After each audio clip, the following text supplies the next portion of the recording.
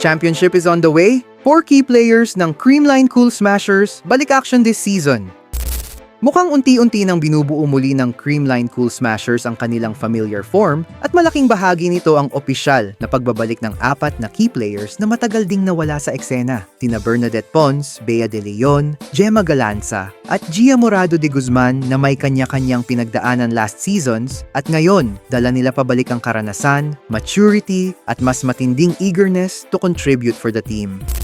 Nangunguna sa listahan si Bernadette Pons na pansamantalang iniwan ng indoor volleyball para mag-focus sa beach game. Hindi na sayang ang desisyong iyon dahil kasama si Cici Rondina, tinulungan niyang makuha ng Pilipinas ang makasaysayang SEA Games gold medal sa women's beach volleyball. Ang confidence at composure na nakuha ni Pons sa international stage ay malaking dagdag sa Creamline, lalo na sa mga big game situations na minsang nagkulang ang team noong nakaraang season.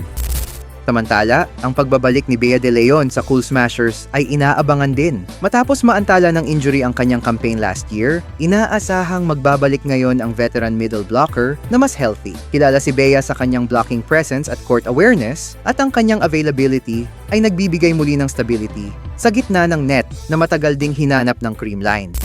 Hindi rin matatawaran ang pagbabalik ni Gemma Galanza na sinubok ng foot injury ang kanyang momentum last year. Isa siyang emotional leader at reliable scorer at ang kanyang pagkawala ay ramdam na ramdam sa opensa ng team. Ngayong healthy na muli, bumabalik si Gemma hindi lang bilang point getter, kundi bilang isa sa mga mukha ng kumpiyansa at identidad ng Creamline.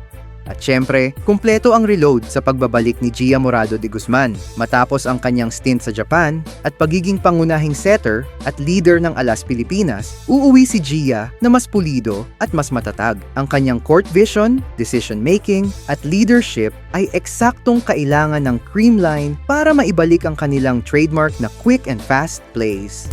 Sa pagbabalik ng 4 na key players na ito, maaasahan natin na mas palaban na Creamline ang matutunghayan natin kumpara last year. Ang Cool Smashers ay muling naghahanda para ipaalala sa liga kung bakit sila ang naging standard sa PVL. Ang tanong na lang ngayon ay hindi kung handa na sila, kundi kung handa na bang muling harapin ng liga ang isang buo at mas uhaw na Creamline.